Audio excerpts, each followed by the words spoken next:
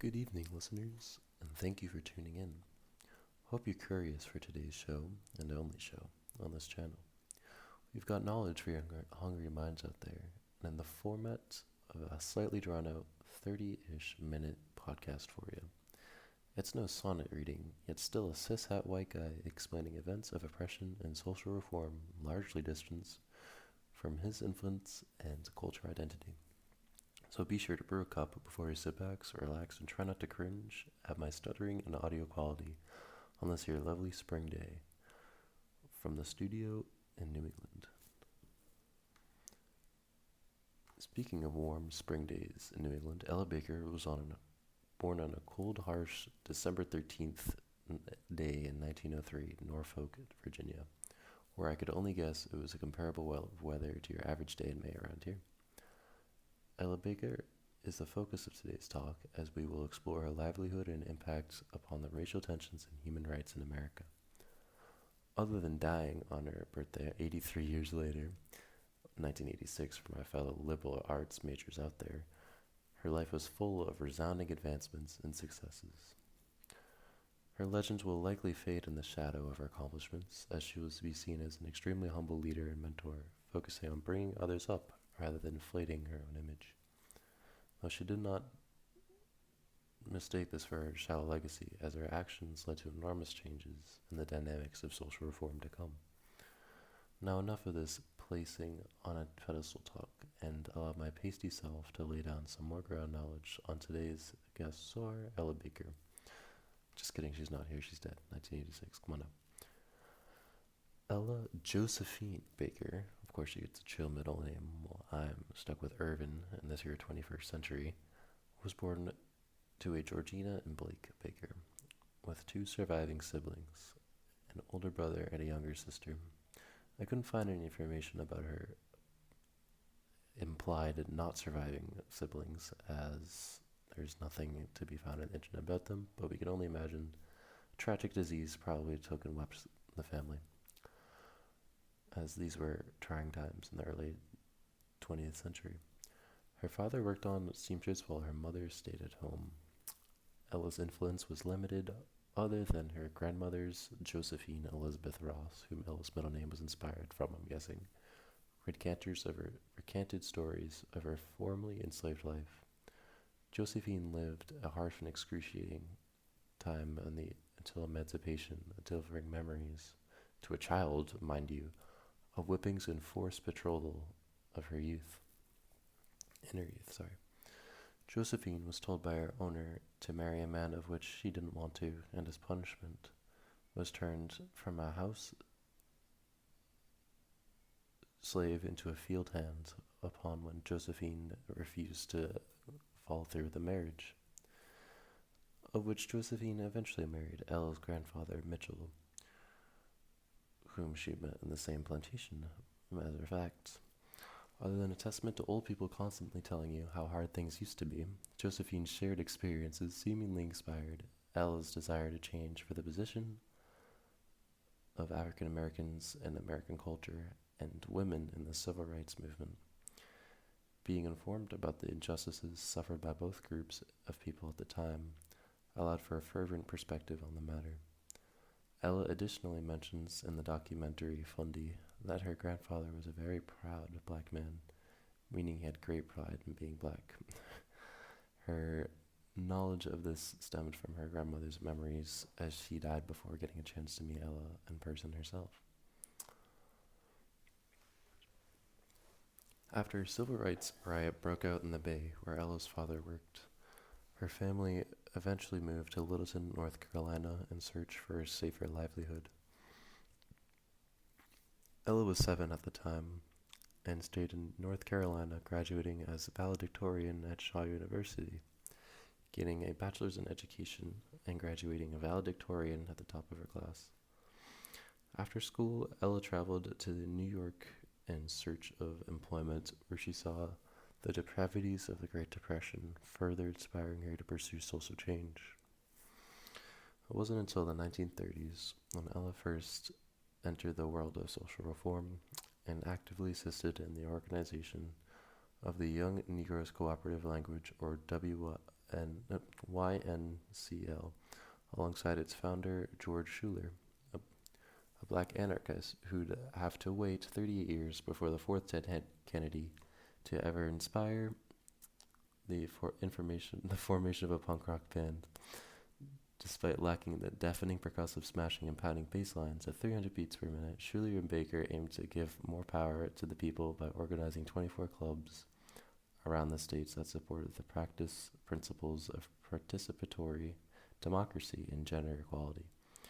These were directed to be carried out in places of middle-class work, attempted ultimately to grant the power of the people and overthrow capitalism and replace it with a cooperative democracy, essentially a society where essential businesses such as mines, stores, and shopkeeping and farming were to be owned by the persons using it and owning them and making use of the facilities rather than simply someone who profits from them,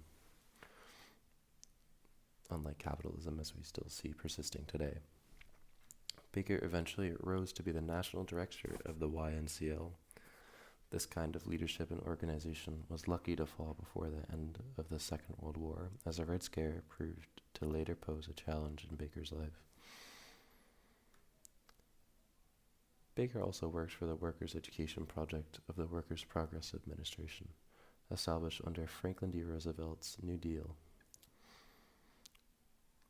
Baker taught courses in consumer education, labor history, and African history. She immersed herself in the cultural and the political milieu of Harlem in the 1930s, protesting Italy's invasion of Ethiopia and supporting the campaign to free the Scottsboro defendants in Alabama.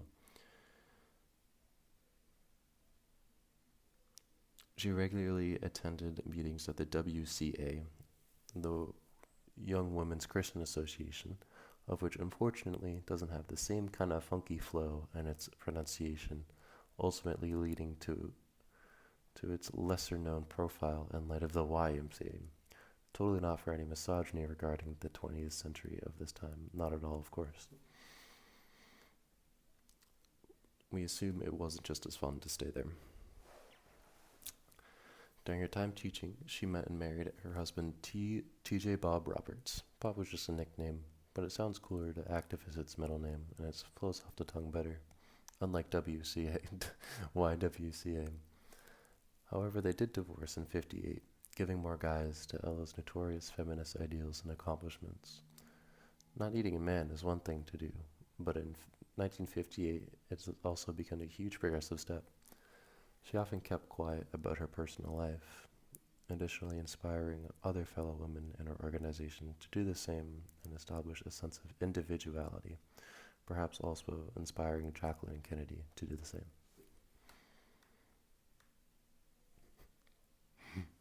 It wasn't until 1938 where Ella Baker first joins the NAACP, or National Association of the Advancement of Colored People, as a secretary in its original base in New York City. In 5 years, she managed to travel many places in the States, including the Deep South, where she raised money and recruited many members to where her efforts gave way to her attributing the title of Director of Branches in 1943. This title also granted her to being the highest-ranking woman in the NAACP, despite having an impressive title and power in the organization. She aimed to distribute most of the power in the hands of the individual members and branch efforts, not the big fish at the top, much like Martin Luther King. She strongly believed that the smaller cumulative efforts and activist campaigning were the foundations of the movement, whilst despising elitism at the same time. She replaced her confidence in the many and the people. Again, luckily, these ideas were articulated before the Red Scare. During her time recruiting across the country, she was notorious for developing lasting and close relationships with many African Americans around the states. In her time recruiting, she was welcomed into homes, offered food upon tables, and even ushered to speak in the churches of the community. She expressed gratitude in many ways by treating even the most novice of members with equal, if not more, respect to higher-ups. She often wrote thank you notes to those who sheltered and fed her in her travels. She brought a defining impact with the impactful democratic edge of the NAACP, aiming for a balance between voicing these concerns of foundational strengths as well as maintaining a healthy and peaceful relationship with those with more authority. Her intimate and personal approach gave way to a more effective, durable, and passionate connections in the community, giving way to the spiritual strength in the civil rights movement. Her ability to connect with others and make more personal connections largely attributed to this. She knew it was about connections and love rather about business fighting than businesses fighting and within the same system for the same goal. Her higher involvement lost momentum in this NAACP when she had to take in her niece Jackie, of which her mother, her sister, her younger sister, as we mentioned before, couldn't take care of her at the time in 1946. This not only shows her dedication to family, but also helping those in need and providing a sense of belonging when it's needed. Her support of her niece didn't stop her involvement with the NAACP, of course. She merely stepped down to become a volunteer from her branch director position. Stepping down obviously translated to becoming president of the NAACP's New York branch, supporting against school segregation and police brutality. Supposedly nothing could truly extinguish the flames that so fervently burns in the heart of Ella Fitzgerald. Sorry, I was reading something. Of Ella Baker.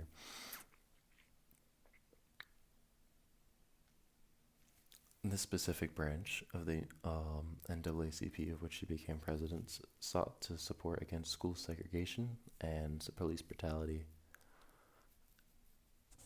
until she eventually left the NAACP in 1953 after attempting to run for New York City Council Liberal Party ticket, but was unsuccessful. And now, time for an old jazz stand-in to ease your ears.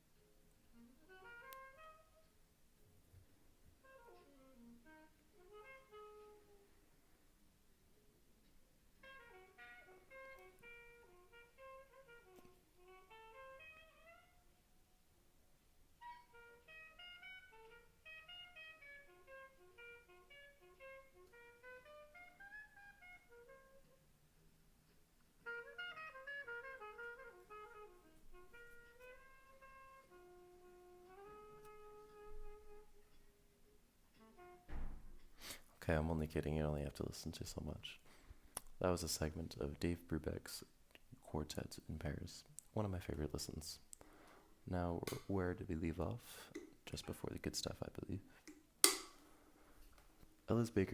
Ella Baker's next move into the social reform world resumed with her attendance to a conference held in Atlanta, Georgia, to organize the success brought from the Montgomery bus boycott, started by none other than the Rosa Parks, who said, "I am getting off this bus."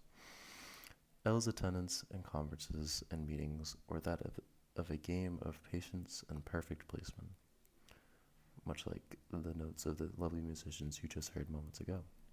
These meetings were not held in hours or minutes, but spanned days of the same questions and points tirelessly posed, often with a thick haze of cigarette smoke surrounding the tops of the room. Ella hardly participated in this back and forth banter. She knew it was much tirelessly spent words, ultimately leading to no such resolution, but she rather listened and pondered. She was a deep thinker, strategic in her game. She brought out of the box inquiries that served to further propel the psyche and spirit of the movement, attributing to the second meeting held a month later, where the SCLC, or Southern Christian Leadership Conference, was to then be founded. This mostly consisted of members of the church in the South who sought to face the civil rights struggles dominating the southern region as well as we know at the time. They particularly aimed to protest nonviolence, a convention which Ella stuck with and fervently supported. Ella not only praised peace amongst the movement, but in the inner machinations of each organization, diffusing disputes, rivalries within the ranks becoming the common denominator of many incongruencies, loosening knots to make a unified front. She was known as a peace bringer amongst worlds and never outwardly spoke aggressively to many. The first actions of the SCLC came in the form of a campaign which aimed to increase the number of African American voters and combat ridiculous voting registration laws at the time. We reviewed this in class and we saw these as literacy tests, of which were obviously insanely biased and only aimed to take away the power of African Americans.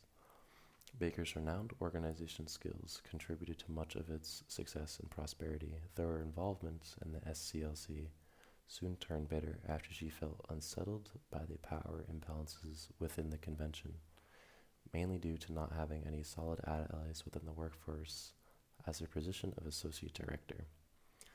This mostly stemmed from misogynistic viewpoints held in the upper ranks of many organizations at the time, but specifically under King's rule, of which King mostly did not want to associate with the lowers of the movement and kind of pushed away the power of the people, and more so seemed to want to voice his own words and just kind of carry a big head behind the movement. Not to take away from his thunder, he still did great things and spoke about aims for peace. But Ella's biggest qualm with him is that he really didn't want to think about the many. He kind of urged point making and saying big, impactful, emotional things rather than listening and organizing democratic achievements. How convenient of her to take the democratic approach and preaching its name during the 1950s, Ella. In the dawn of the 60s, the sit-in movement began with the young black college students, where the students would sit at a white-only portions of diners and restaurants, to then refuse to move and stay there without uttering a word or any other sort of semblance of aggression, remaining completely peaceful and nonviolent.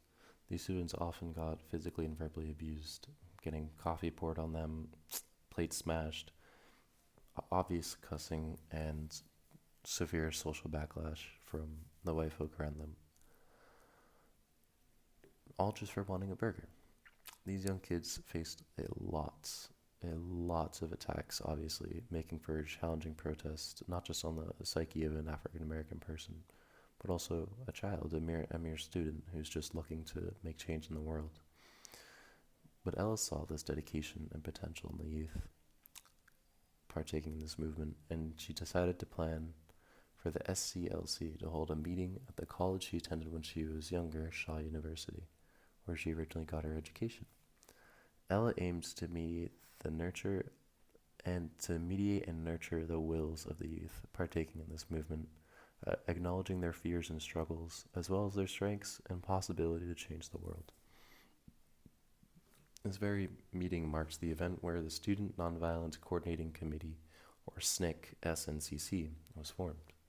This is the main movement and organization of which Ella directed most of her later years, becoming her prolific title as she is now known as. This is her own environment, as she was able to kind of form it as herself without having to cater to anyone else's wishes. She was really in her own suit in this particular organization. This is where she truly shone. Baker ditched the commies over SCLC and committed to the SNCC to nurture the youth's potential and guide them to the future of what she saw of the civil rights movement. A new heights and direction was close on the horizon. In her teachings, she fostered a distinct kind of mastery and mentorship that deeply strengthened the many later to come activists like Julia Maud, Diane Nash, Stokely Carmichael, Curtis Mohammed, Bob Moses, Bernice Johnson Reagan. SNCC The SNCC was also open and friendly to women far more than its other fellow civil rights and activist organizations at the time, and granted them positions of higher power. And this was largely stemmed from Ella's many times facing misogyny and her previous involvements with other organizations, and so she actively sought to make this a safe space for women to share their ideas and fulfill their potentials, of which they clearly obviously had, and Ella knew this. Ella knew this very well, as she was a woman herself and heard from her and was inspired from her grandmother's hardships and how she survived and fought and had an unbreakable spirit, one could say. Where am I? Sorry, I got lost in the script.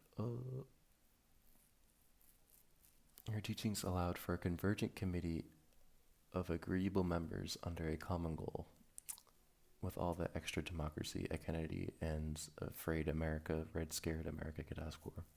She additionally preached against her leader-centered orientation, like not her, but a leader-centered orientation, essentially throwing shade on King with the cool kids to back her up.